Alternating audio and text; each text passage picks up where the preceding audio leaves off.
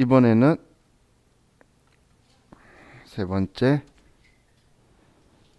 생산량 비례법을 볼게요. 자, 생산량 비례법이라는 이 방식은 뭐 일정한 규칙은 없고 그냥 생산량에 비례해서 그냥 감가상각이 되는 거예요. 그냥 1년 만에 한 방에 못 쓰게 될 수도 있는 그런 방식인 건데, 자, 얘는 공식이 감가상각 대상 금액 곱하기 실제 생산량이고, 그리고 예정 총 생산량 이렇게 계산하는 거예요. 지금 이게 분모인데 제가 가로로 써서 느끼는데 전체 몇 개 생산할 것 중에 실제 몇 개 생산했다 이런 식으로 비례적으로 움직일 거라는 거예요. 사용한 생산 가능한 비율만큼 하는 건데, 사실 생산량만 쓰는 게 아니고 조업도라고 해서 뭐 사용 시간이면 시간을 가지고도 쓸 수 있고 이런 방식이라고 보시면 돼요. 얘는 이것만 가지고 따로 좀 예를 들면, 얘가 예를 들어서 10,000개의 제품을 생산 가능한 제품이라고 보면, 제품이 아니라 우리 기계라고 보면, 이 기계 장치는 X1년도에 그럼 우리가 먼저 파악해야 될 게 몇 개 생산했는지를 보는 거예요. 그런데 X1년도에 생산을 3,000개를 하면, 그러면 감가상각 대상 금액이 100만 원이니까 120에 사서 20만 원 잔존가액이니까 20만 원 빼고 계속 시작하는 거예요. 그럼 얘 곱하기 3,000개 나누기 10,000개 하면 30%를 썼으니까 얘는 30만 원이 감가상각 된다라고 보는 거예요. 그리고 또 X2년도에 생산한 걸 보니까 5,000개를 생산한 거예요. 얘는 규칙이 없죠. 주문 들어와야 물건 만들 거니까. 그럼 얘 생산을 하면 100만 원에 5,000개, 그리고 얘를 만 원으로 하면, 만 개로 하면 50만 원이다.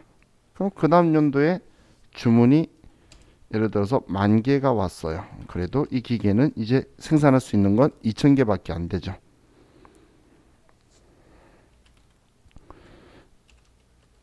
그러면 얘는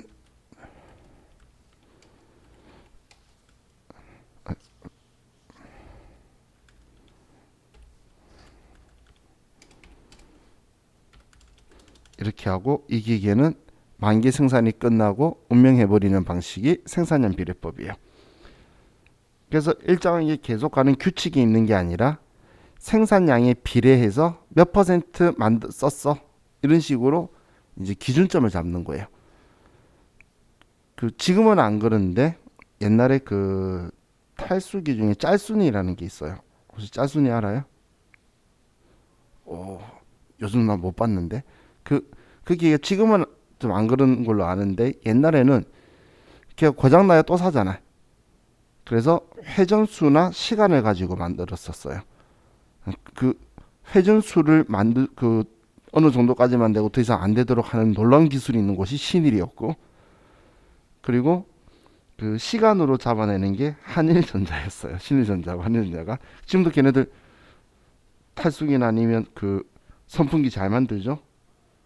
놀라운 기술들이죠. 그때 예를 들어 몇만 시간 할 수 있다 그러면 몇만 시간 모터를 돌리면 얘는 얼마 달았다 이런 식으로도 가는 거예요.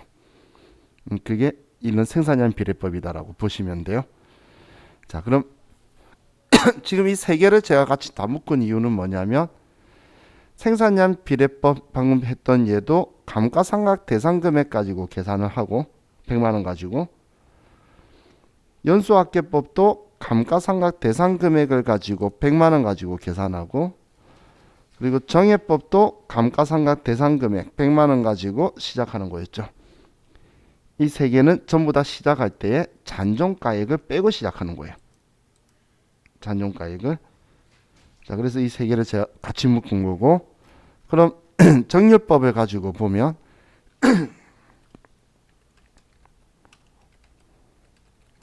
자, 이 정률법은 미상각 잔액 곱하기 정률 하는 게 정률법이에요.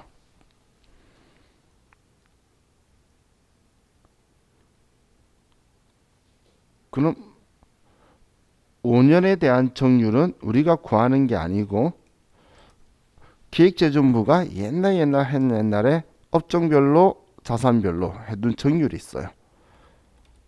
그럼 얘가 0.451일 건데 제조업에서 쓰는 것들은 그럼 0.451이라는 정률이 있으면 자 얘는 1차 년도에 자 계산을 할 때 자 미상각잔액이라는 건 우리 유형자산에서는 장부가액을 말하는 거죠.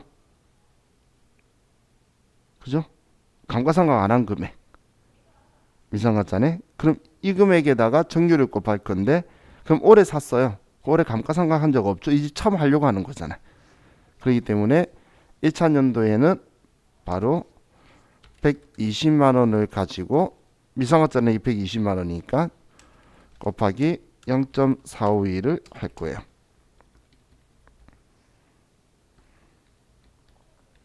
그러면 54만 1,200원이 되는 거예요.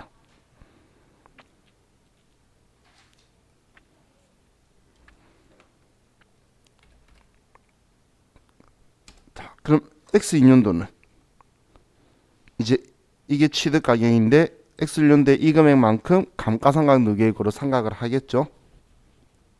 그렇기 때문에 미상각 잔액은 이 금액 뺀 금액 얘는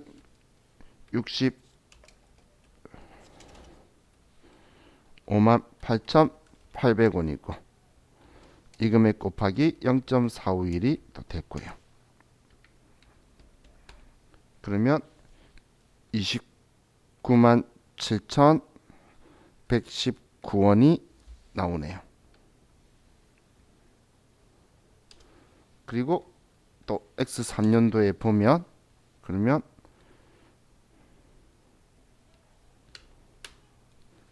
36만 1,681원이 나오는데 여기에 0.451을 하면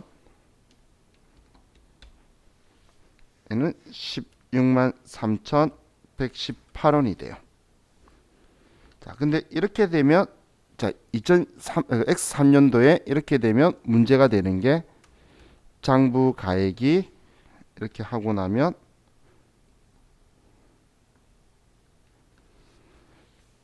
19만 8,563원이 돼요. 19만 8,563원이 되면 얘가 왜 문제가 되죠? 문제가 되는 이유가 자, 이정씨 왜 문제가 돼? 왜 이 금액이면 안 되죠? 그 이유가 뭐냐면 이 자산의 잔존가액이 20만 원이라 그랬잖아요. 그럼 100만 원만 감가상각을 해야 되는데 지금 이 금액까지 하면 얘 합이 100만 원이 넘어간다는 거예요. 감가상각 할 금액이 100만 원인 건 똑같은 건데 얘는 지금 이렇게 했기 때문에 이렇게 하면 안 된다는 거예요. 그럼 X3년도에는 이렇게 안 하고 36만 1,681원에 빼기 잔존가액 20만 원을 빼서 얘는 16만 1,681원을 빼버릴 거라는 거예요. 끝수 조정으로. 그럼 딱 100만 원만 감가상각하고 20만 원이 남게 되겠죠. 지금 이런 방법을 쓰는 이유는 정률을 곱해서 정확하게 100만 원이든 200만 원이든 딱 떨어지도록 계산하는 건 현실적으로 불가능하다는 거예요. 그럼 100만 원 가지고 시작해서 안 맞는 건 의미가 없겠죠. 그렇기 때문에 처음에 안 빼고 마지막에 끝수 조정으로 빼주는 방식인 거예요. 이 앞에 1, 2, 3번은 딱 떨어지게 다 할 수 있고 그렇게 구조를 할 거기 때문에 첫 시작할 때 잔존가액을 뺀 감가상각 대상 금액으로 한 거였고 이 정률법은 그렇게 해봐야 딱 떨어지게 못할 거니까 그냥 마지막에 끝수 조정으로 떨어뜨리는 방식이 우리 정률법 방식이라서 여러분은 1차년도 감가상각비를 계산할 수도 있고 2차년도 거도 할 수 있는데 2차년도 거면 감가상각 누계액 알려주니까 쉽지만 1차년도 때 더 많이 실수해요. 잔존가액을 빼고 하게 되면 실수하게 되겠죠. 그렇기 때문에 얘는 마지막에 빼더라라는 걸 기억하셔야 돼요. 마지막에 하더라. 자, 그럼 마지막으로 다섯 번째 이중체감법이 있는데 이중체감법은 미상각 잔액 곱하기 정률이에요. 이 이중체감법은 정률법의 간편법이라고도 해요. 공식이 똑같죠?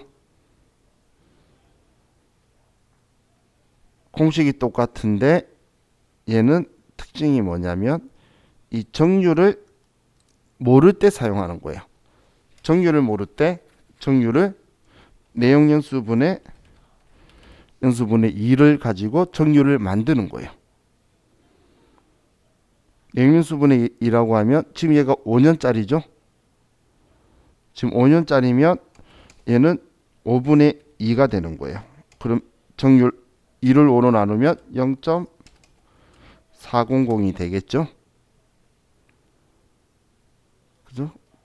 그럼 1차 년도에 미상각 잔액 120만 원에 곱하기 0.400을 하면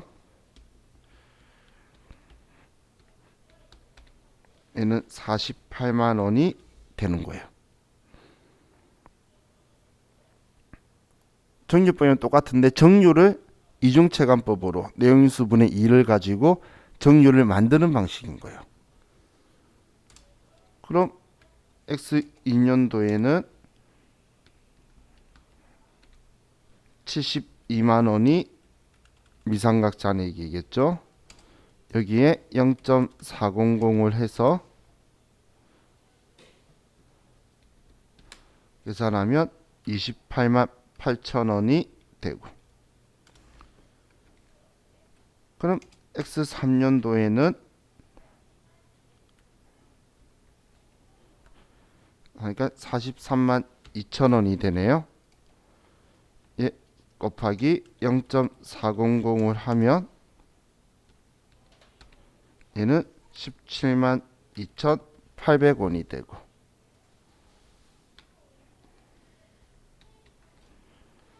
그럼 X4년도에 25만 9,200원이면 딱 이제 봐도 40%면 절반 가까이인데 다 빼면 안 되겠죠. 20만 원 남겨둬야 되니까.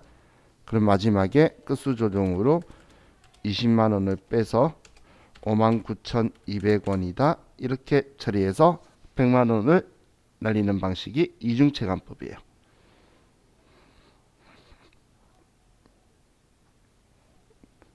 자,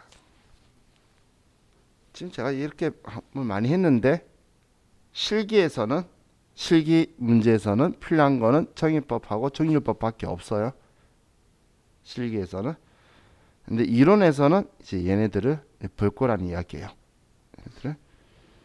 그럼 이거 가지고 봤을 때, 자, 1차년도 감가상각비들을 좀 볼게요. 자, 생산량 비례법 제외하고 얘는 1차년도에 몇 개 생산할지는 알 수 없잖아. 정해진 금액이 아니죠. 그럼 생산량 비례법은 제외하고 1차년도 감가상각비를 보면 정해법은 20만 원이야. 그죠? 그리고 연수학계법은 34만 3,333원이고, 그리고 정률법은 54만 1,200원이고, 어우 많다. 그죠? 그리고 이중체감법은 48만 원이죠. 그죠? 자, 이거는 어떠한 자산을 우리가 감가상각을 해도, 자, 감가상각비의 순서는 기본 틀이 정률법이 가장 크고, 그 다음 우리 연수학계법이나 이중체감법이 중간에 끼고, 그리고 정액법이 제일 작아요. 지금 제가 이야기한 거는 1차 년도 감가상각비는 무조건 이 규칙이라는 거예요. 무조건. 이론 시험에서 감가상각비가 큰 순서 문제가 종종 등장하면 계산할 수 있도록 정보 줄 거예요. 여러분은 계산기로 계산 다 할 수 있지만 계산하고 있으면 바보짓이에요. 정해졌거든. 1차년도 감가상각비는. 계산해보면 결과는 이거야. 그럼 나 혼자서 뭐 시험 봤는데 시간 남은데 못 나가게 하면 그때는 계산해 봐도 되는데, 아니면 처음부터 바로 잡고 있을 거 아니죠. 근데 1차년도 감가상각비만이 아니고 2차년도 감가상각 누계액, 이 두 개 합친 거, 얘 둘이 합치면 76만 8천 원, 얘 둘이 합치면 83만 원. 근데 얘 둘이 합치면 59만 돈, 얘는 해봐야 40만 원. 그냥 이 규칙은 정해져 있는 거예요. 근데 제가 왜 이렇게 쓰냐면 3차년도 감가상각비 이런 거 물어보면 알 수 없어요. 3차년도 감가상각비, 자 보세요. 3차년도 감가상각비 이 금액이야. 정일법은. 근데 정일법은 20만 원이거든. 정일법은 초반에 감가상각비를 쫙 달려버리는 거예요. 결론적으로는 100만 원 뺄 거야. 결론적으로는 감가상각 대상 금액 100만 원 뺄 건데, 정일법은 초반에 많이 푼다는 거예요. 자, 그럼 자, 여러분들이 봤을 때 이 감가상각 방법 중에 보수주의에 가장 적합한 방법은 뭘까요?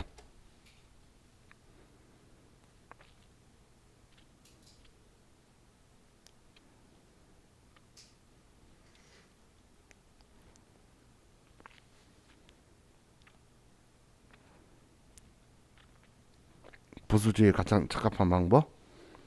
보수주의는 자산은 낮게, 비용은 높게였죠. 그럼 우리 감가상각 분개하는 게 차변의 감가상각비, 대변의 자산 줄이는 감가상각 누계액이잖아요. 그러면 금액이 큰 애가 보수주의에 가장 적합하겠죠. 이해가시나요? 감가상각비 많이 하면 비용이 크게 나오는 거잖아요. 감가상각 누계액 많이 하면 자산을 제일 더 많이 줄이는 거잖아요. 그럼 1차년도 감가상각비부터 쭉 줄여 나간 애가 얘죠. 재빨리 얘가 소멸시키죠. 그렇기 때문에 보수주의에 가장 적합한 방법은 정률법이라는 거예요.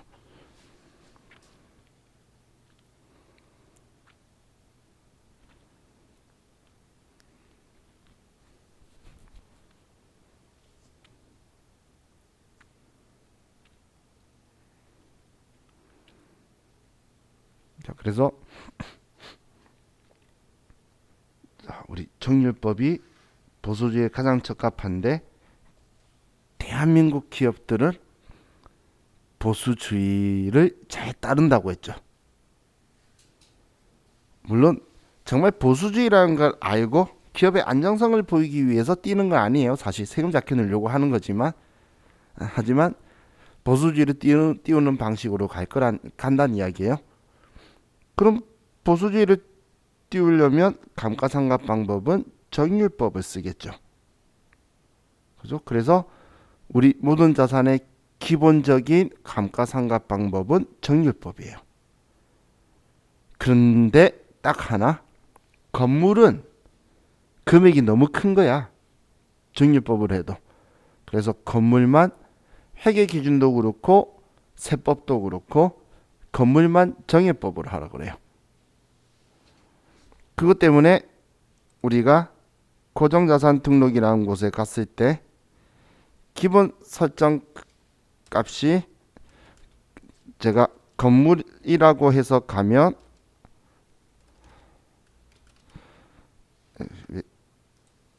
건물이라고 해서 하면 얘는 정액법이 나와요. 자동으로 컴퓨터가. 그런데 기계장치라든지 혹은 우리 차량 운반구라든지 지금 쓰는 것마다 전부 다 정률법이라고 그냥 나오죠. 비품이라든지 전부 다 정렬법을 이야기하는데 유일하게 건물만 정예법을 써요. 법이. 이건 정해진 거예요. 얘네들은 정렬법 써도 되고 정예법 써도 되는데 얘는 안 돼요. 정렬법 쓰면. 건물은 금액이 너무 커서 그렇다고 생각하시면 돼요. 그런데 자동차에서 업무용 전용 승용차의 경우에는 과거에 비용도 인정 제대로 안 해줬어요. 세법들이 비용 인정 안 해주면, 자, 여러분들이 4천만 원 자동차가 있는데 이 차를 다 달아서 없어졌을 때 차값만 가지고 생각해봐도 4천만 원이면 이걸 비용 인정해준다 안 해준다는 세금 800을 더 내니 안 내니니까 사업자한테는 엄청 큰 거예요. 그죠? 어마무시하죠. 거기다 기름값하고. 그래서 법이 인정해준다고 한 게 여러분들이 전에 공부하고 같이 입력했던 업무용 전용 승용차예요. 그 업무용 전용 승용차는 세법이 정유법 따르고 하는 거 귀찮겠죠. 그래서 업무용 전용 승용차만 정예법으로 5년간 쓰고로 정해 놓은 거예요. 그러니까 회계 기준에서도 그렇게 해. 얘는 선택할 수 있으니까. 그래서 업무용 전용 승용차만 정예법으로 쓸 거고 나머지는 특별한 말 없으면 다 정예법인 거예요. 왜냐면 우스갯소리지만 우리 법인들은 내년은 없어요. 어차피 산 금액이 다 사라질 건 똑같다지만 내년이 중요한 게 아니라 올해가 중요하죠.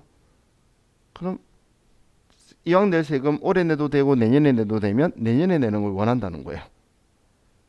그럴 거면 올해 비용을 많이 잡는 게 우리한테는 당장 엄청 효율적이겠죠. 세금 작게 나올 거니까. 비용이 높으면 이익이 작게 나올 거잖아요. 그래서 보수주의를 따르고 정률법을 쓴다라고 보시면 돼요. 자, 물론 이것마저도 안 하고 전부 다 비용 처리하려고 최선을 다할 거예요. 나중에 여러분 회사 가시면 에어컨 사도 소모품비 뭐 이상 신기한 거 사도 다 소모품비 그랬다 걸리면 비품으로 바꾸는 그래서 세무조사 나오면 엄청 혼나는 그런 상황이 일어나지만 아주 똑똑한 회계 직원이 있으면 세무조사 나와도 안 걸려요. 자, 이건 그냥 우리 소방은 상관없어요. 법인세법은 상관이 있는데 자, 여러분들이 만약에 140만 원짜리 에어컨을 사요. 우리 사무실에 그럼 140만 원짜리 에어컨을 사면 비품이라고 꼭 해야 되는 거예요. 그건 세법도 그렇고 회계도 그렇고 그럼 그걸 살 때 이제 개념을 아는 사람들은 사무실에 이야기를 하는 거예요.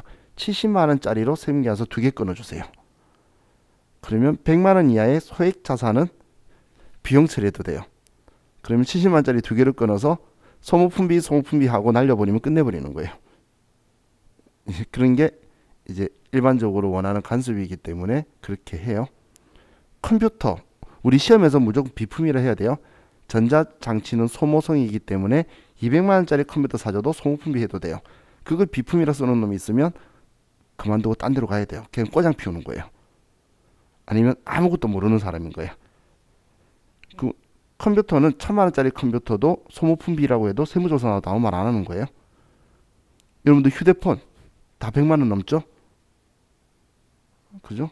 다 소모품비예요.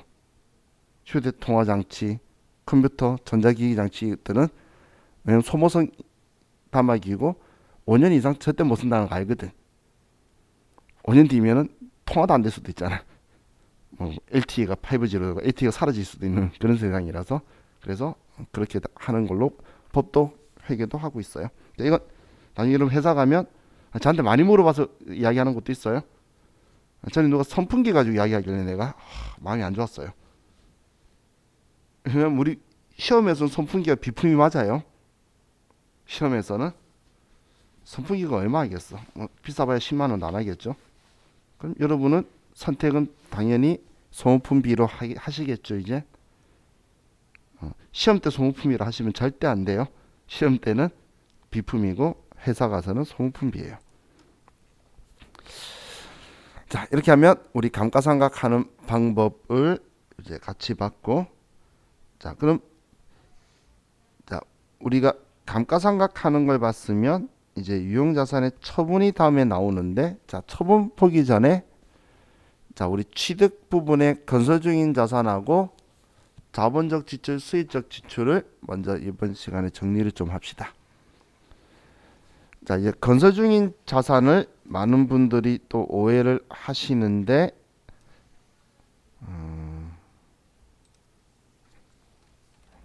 자가 건설이라는 표현은 자가 제작이라는 의미예요. 건설은 만든다는 뜻인 거지 건물을 짓는다는 뜻이 아니에요. 그렇기 때문에 기계 장치 만들고 하는 것도 전부 다 자가 건설이라고 해요. 그럼 자, 이제 예를 가지고 볼게요.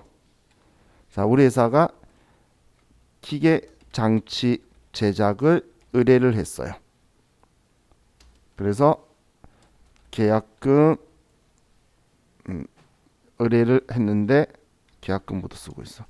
총 도급 금액이 1억 원이고 이 중에 계약금 5천만 원, 중도금 3천만 원, 그리고 잔금 완성 시 2천만 원 이렇게 주기로 했다고 볼게요. 자, 그럼 우리 전에 이걸 했던 거 기억나시죠? 기억나시죠? 그래서 우리는 이제 고급 실력자들이기 때문에 조금 업그레이드를 해서 자, 상대방이 이제 저한테 계약금을 받는데 그럼 상대방이 기계장치 만들어 주는 건 과세 사업자일 거잖아. 그래서 나한테 5천만 원 받으면서 세금 계산서를 발급해 줘요. 그러면 자, 첫 번째 계약금 지급 시 자, 이때 우리가 세금 계산서를 수취했어요.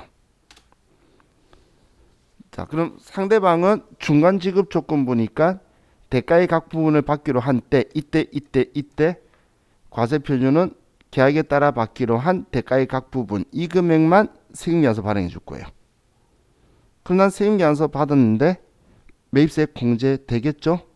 우리 기계 만드는 건데 불공제 사유일 리가 없겠죠? 그러면 51번 매입 과세가 될 거고 세금계산서 계약금 지급하면 5천만 원이고 부가가치세 500만 원을 가지고 오라고 할 거예요. 그죠? 자, 그럼 이제 우리는 분개를 할 건데 자, 세금계산서 받는 거 5,500 주는 거 아깝나요? 안 아까운 거죠. 51번 매입 과세 하는데 이거 주는 거 아까워하는 사람은 사업하면 안 돼요. 왜냐면 주고 받는 게 싫다는 거잖아. 내가 물리는 게 아닌데, 그죠? 그건 우리나라 말고 다른 나라에 가서 사업하시면 돼요. 이렇게 안 하는 그런 분들은. 자, 그럼 자, 우리는 이 돈 부가세 대급금 나 돌려받을 거잖아. 그래서 51번 매입과세라 하면 부가세 대급금이 되고 나는 이 돈을 뭐 보통 예금으로 줬어요. 그럼 500이 아니라 5,500을 줬어요. 그럼 나는 차변에 이 5천만 원을 뭐라고 써야 되죠? 기계장치 만들 때 계약금을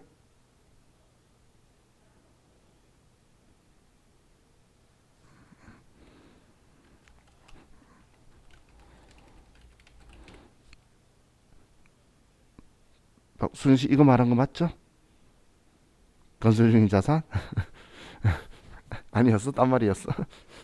자, 이 건설 중인 자산으로 우리가 자산을 취득하기 전까지 임시적으로 쓰는 계정 과목이 건설 중인 자산인 거예요. 계약금이든 중도금이든 그 말고도 뭐 취득 시 부대 비용 들어가는 것 전부 다 해서 외부 구입하면 즉시 자산으로 완벽하게 인식을 들어갈 건데 자가 창출하면 완성해서 쓸 수 있을 때를 취득 시점하기 때문에 그 전까지 이거 쓰는 거예요. 아직 못 쓰잖아, 이 기계를. 그럼 이제 순서대로 갈 거니까 하고 이제 중도금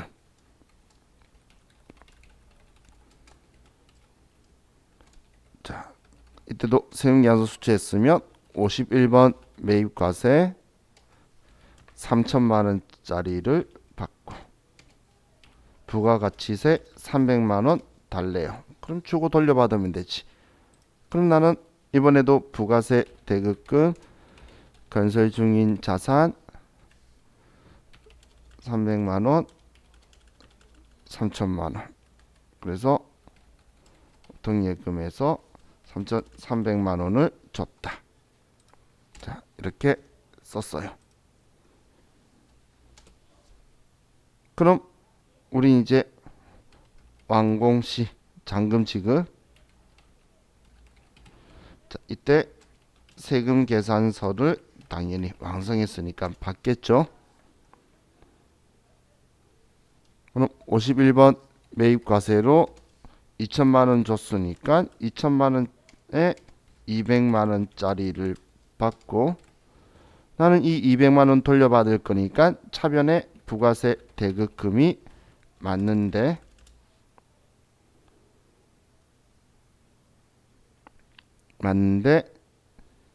그리고 난 돈을 대변에 보통 예금으로 2,200을 줄 건데 이젠 건설 중인 자산이 아니고 다 만들어졌으니까 기계 장치가 될 거라는 거예요. 이제 완성했잖아. 장부에 기계 장치라고 써야 되겠죠. 그럼 이 시점에 기계 장치의 금액은 얼마가 돼야 되죠?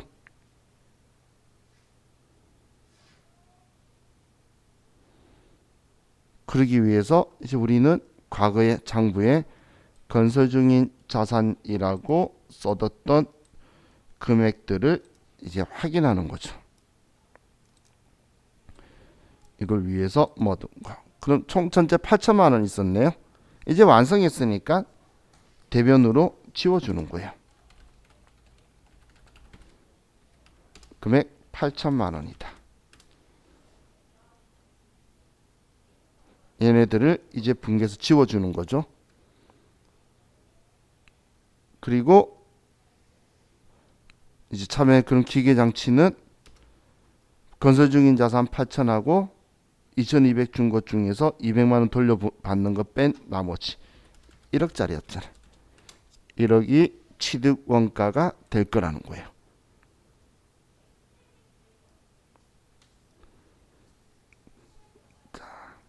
그래서 우리가 완성하기 전까지는 건설 중인 자산으로 쓰고 있다가 일단 완성하게 되면 얘를 지우면서 취득 원가를 구성하기 위해서 들고 있는 거예요. 그래서 이 건설 중인 자산은 이 앞에 취득 원가 구성이라고 적혀 있는 건 전부 다 자가 제작이라면 전부 다 건설 중인 자산으로 써뒀다가 마지막에 한 번에 다 합칠 거예요. 어디에 있든 간에 얘하고 아래 있는 분계하고는 따로 생각해야 되죠. 위쪽은 그냥 돈 주고 받는 거 거래 사실만 세금계산서 주고받은 거고 이 아래쪽은 그냥 분계로 생각하면 되잖아요. 우리 옛날에는 아래쪽 이제 분계만 이야기했고 지금 우리 이제 부가가치세로 주고받는 거 봤으니까 그래서 이 분계도 할 수 있어야 돼요. 알았죠? 이게 더 쉬운데 이건 그렇게 잘 안 나오고 얘가 잘 나와요. 그리고 얘도 어쩌다 한 번씩 나오긴 하는데 중도금 표현이 좀 그렇겠죠. 그래서 얘도 어떻게 구조가 되어 있다는 걸 여러분들이 정확하게 인지하실 수 있으면 좋겠어요.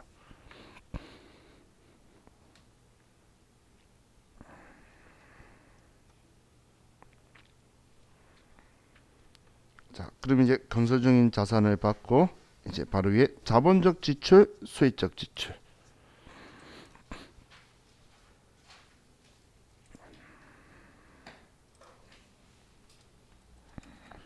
유형자산 취득 시점 이후 지출.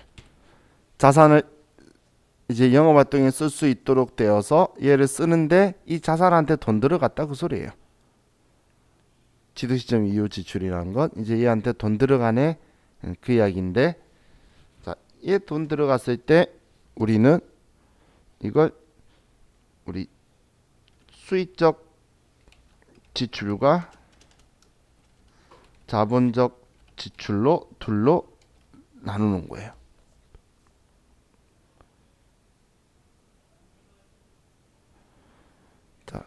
수익적 지출, 자본적 지출의 차이는 수익적 지출은 지출 즉시 비용 처리를 하겠다는 거고 지출할 때 자본적 지출은 지출 시 자산 처리하고 감가상각으로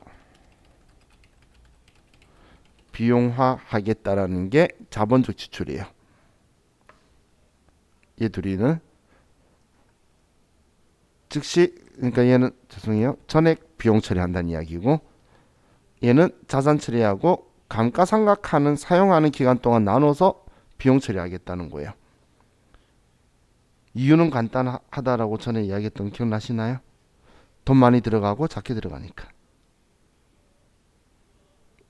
돈 작게 들어가는다고 제가 말한 이 수익적 지출에 얘가 현상 유지, 능률 유지, 원상 회복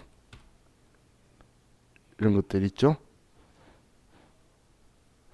그럼 계정 과목은 수선비나 자동차는 차량 유지비를 쓰게 되겠죠.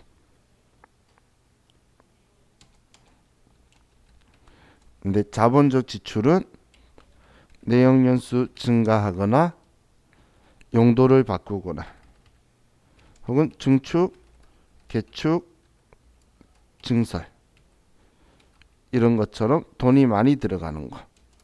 얘는 계정 과목은 차변에 유형자산 계정 과목을 쓸 거죠.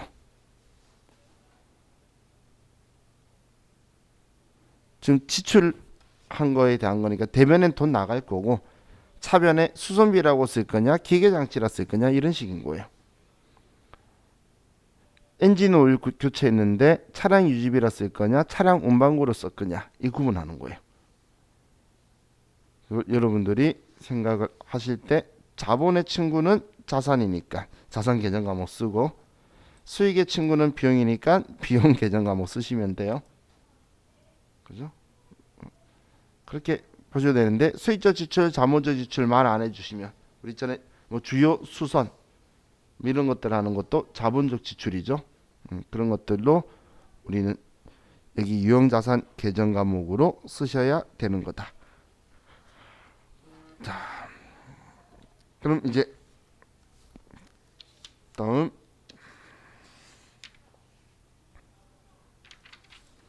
자 유형 자산의 처분 말고 정부 보조금을 먼저 보고 갑시다.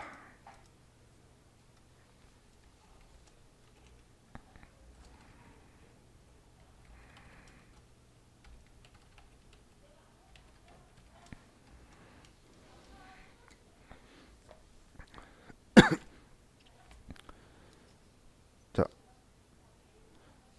우리 전산세무회계 시험에서는 국고보조금이라고 쓸 거고 우리 스마트 A 그 AT 시험에서는 정부 보조금이라고 쓸 거예요.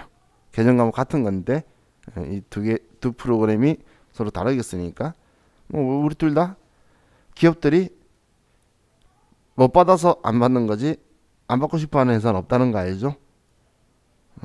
그럼 국고보조금에서는 우리가 먼저 구분 나누는 게 첫 번째 상환 의무가 있는 경우하고 상환 의무가 의무가까지 썼어. 의무 없는 경우하고 둘로 먼저 크게 나누는데 상환 의무가 있는 거는 결국은 갚아야 되잖아. 뭐 절이든 이자가 없든 무이자든 결국은 갚아야 되니까 얘는 차입금으로 처리할 거예요.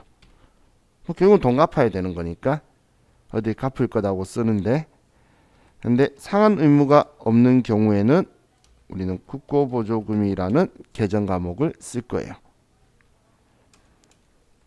그럼 우리는 조건부 상환이 있겠죠. 조건부 상환이라는 건 이런 거예요. 정부 지원금 받아서 그 프로젝트를 성공하면 갚고 성공하지 못하면 안 갚고 이런 조건부가 있다는 거예요. 근데 전에 이런 거 물어보시는 분이 있었는데 정부 지원금 받아서 성공했는데 왜 돈 갚아요? 라고 말하길래 그 지원금 받아가지고 성공해서 돈 벌 거니까 돈 갚고 정부 지원금 받아서 했는데 실패했으면 서로 힘들어야지. 좋은 거 말았다고 우리 돈이 아예 안 나가는 거 아니죠. 그래서 그러면 돈 안 갚고 이런 조건들이 있어요.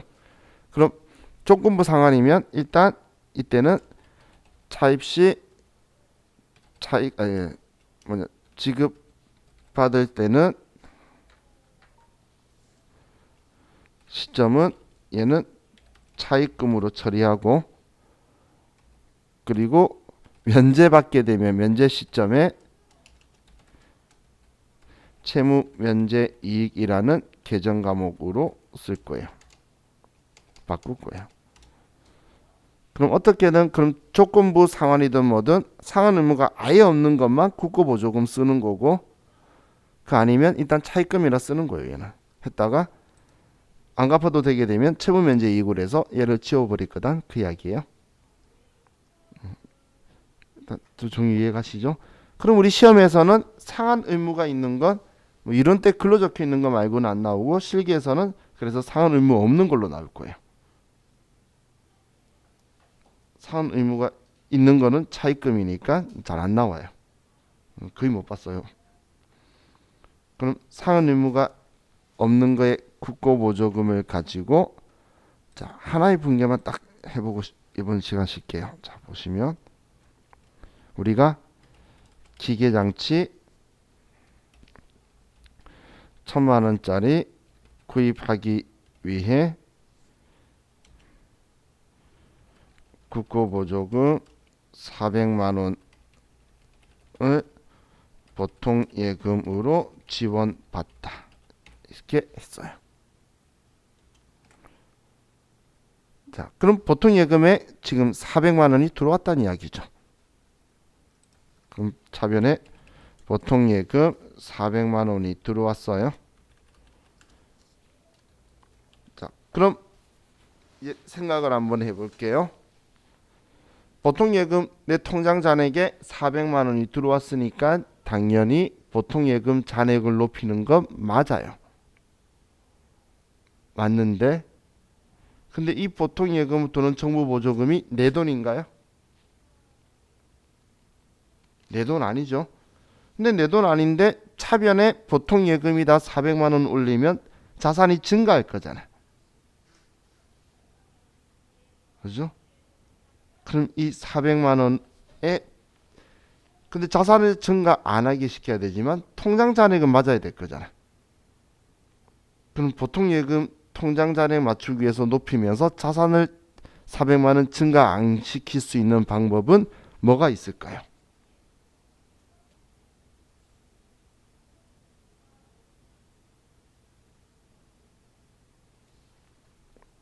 얘가 국고보조금인데 이 계정 과목을 보통 예금의 차감 계정으로 달아버리는 거예요. 보통 예금의 차감 계정으로.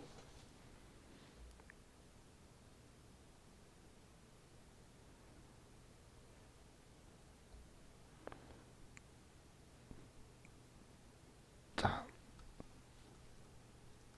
보통 예금의 차감 계정 달면 나 400만 원 있는데 받았는데 올랐는데 이 400만 원은 내 거 아니에요라고, 국고보조금이에요라고 잔액을 줄여버릴 거예요. 장부 금액을. 자, 또 우리 그냥 컴퓨터로 구경하면서 할까요? 자, 제가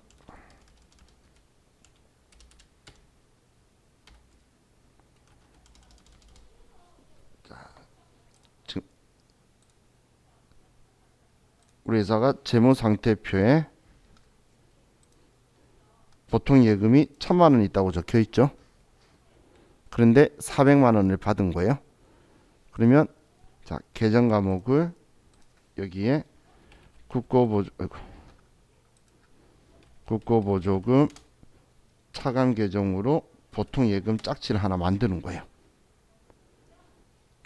보통 예금을 줄여주는 성격으로 얘를 하나 만들 거예요. 그래서 정부 보조금을 내가 회사가 예를 들어 6월 1일 날 보통 예금으로 정부 보조금 400만 원 받았어요. 그런데 대변에 국고보조금 보통 예금의 짝지로 400만 원을 이렇게 분개를 하면 우리의 재무상태표는 방금 1000만 원이었던 게 1400인데 400만 원 국고보조금이라서 1000만 원이에요. 이렇게 보이게 된다는 이야기예요.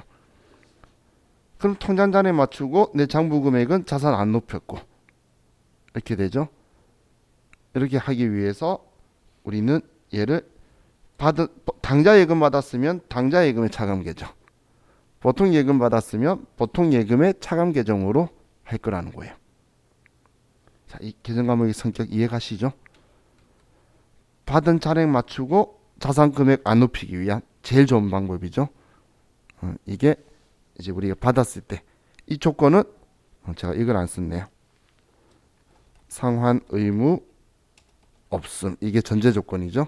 상환 의무 있었으면 여기 차입금이라 써야 될 거잖아.